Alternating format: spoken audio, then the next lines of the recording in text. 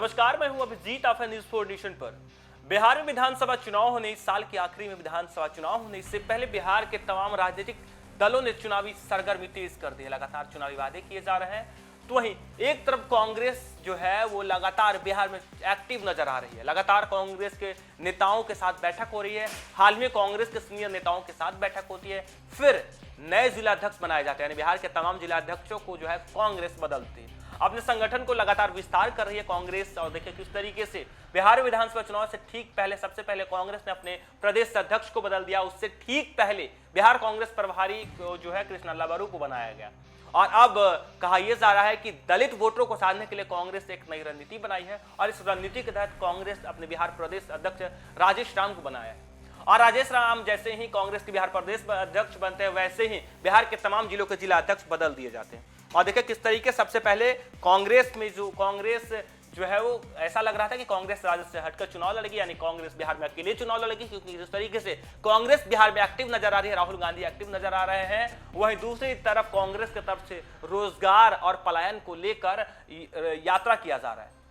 तो वहीं रोजगार और युवाओं को लेकर जो है लगातार कांग्रेस बात करे, तो वहीं दलितों को लेकर भी कांग्रेस लगातार बात करे। और ऐसे माना यह जा रहा था कि कांग्रेस इस बार बिहार में इकला चलोराह पर जो है चुनाव लड़ेगी।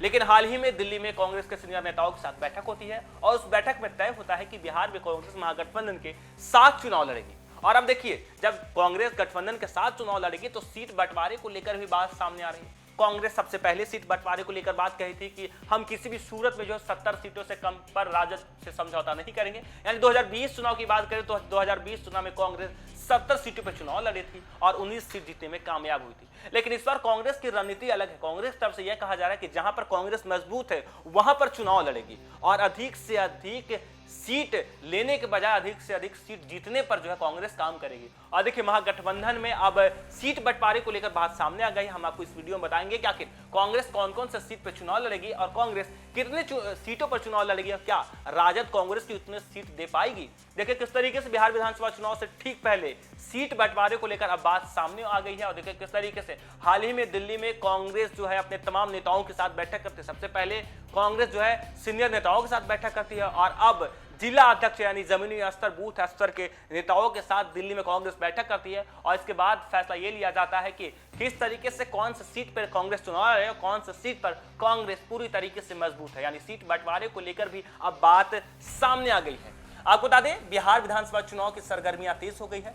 खबर है कि महागठबंधन यानी जो राजद है, कांग्रेस है, वामदल है, वीआईपी है, ये तमाम महागठबंधन जो है 14 अप्रैल खरमास खत्म होने के बाद पहली बैठक कर सकता है। यानी 14 अप्रैल के बाद महागठबंधन की बैठक होगी और इस महागठबंधन की बैठक में तय हुआ कि कौन सा दल कितने सीटों पर चुनाव लड़ेगी और कौन सा दल जो है कहां चुनाव लड़ेगी। अरे कांग्रेस की बात करें तो कांग्रेस पूरी तरीके से साफ कर चुका है कि कौन सी सीटों पर कांग्रेस चुनाव लड़ेगी और कितने सीटों पर चुनाव लड़ेगी। आपको बता दें, कांग्रेस फिलहाल 45 सीटों पर पूरी तरीके से मजबूत है और कांग्रेस का यह मानना है कि इन 45 सीटों पर कांग्रेस जो है मजबूती से चुनाव लड़ेगी। हालांकि अब सीट बंटवारे को लेकर 14 अप्रैल को जब बैठक होगी तब साफ हो जाएगा कि आखिर कांग्रेस को कितनी सीटें मिलती है और राजद कितनी सीट देती है।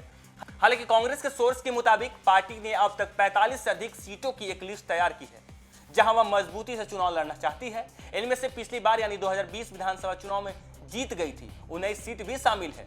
बाकी के 26 सीटों पर कुछ ऐसे सीटें हैं जिस पर पिछली बार आरजेडी और लेफ्ट पार्टी चुनाव लड़ी थी। हालांकि उनमें से कुछ सीटें घट बढ़ सकती है।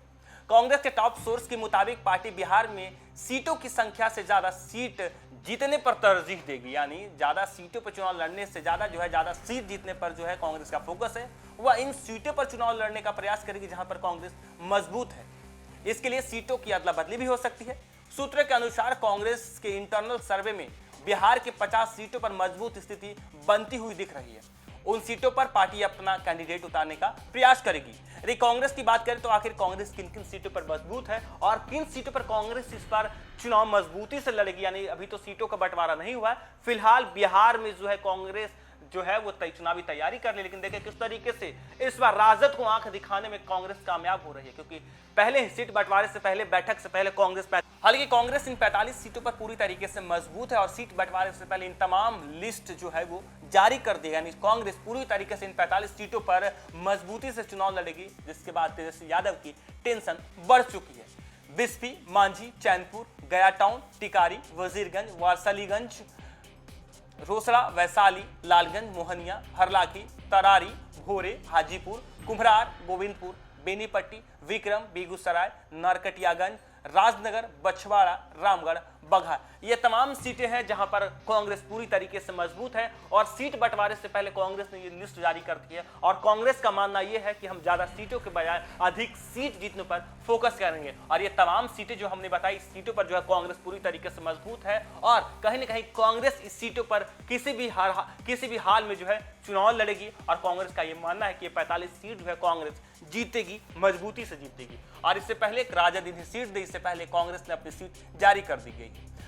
हालांकि कांग्रेस ने सीट बंटवारे के लिए खास रणनीति तैयार कर रही है। पार्टी ने तय किया है कि जिला अध्यक्ष और पर्यवेक्षक ही तय करेंगे कि किस कैंडिडेट को टिकट दिया जाए। इसके लिए पार्टी ने जिला अध्यक्षों को पावरफुल बनाने का निर्णय लिया है। शुक्रवार को दिल्ली के इंदिरा गांधी भवन में कांग्रेस के सीनियर नेता, लीडर और नेता प्रतिपक्ष राहुल गांधी ने बिहार के नवनियुक्त 40 जिला अध्यक्षों के साथ मीटिंग की। ये मीटिंग लगभग 4 घंटे की थी और इन मीटिंग में जिला अध्यक्षों को ताकत देने के साथ साथ आर्थिक तौर पर मजबूत बनाने का भरोसा दिया गया। राहुल गांधी ने सभी जिला अध्यक्षों को निर्देश दिया कि वे जिला, प्रखंड स्तर और गांव स्तर पर मनरेगा के लाभुकों को खोजें, उन्हें बताएं कि इस योजना की शुरुआत कांग्रेस ने की थी, इसके लाभ कितने लोगों को मिला है, साथ ही उन्हें कांग्रेस से जोड़ने और वोट करने को कहिए। उन्होंने जिला अध्यक्षों को बताया कि मनरेगा हमारी सबसे बड़ी स्कीम है।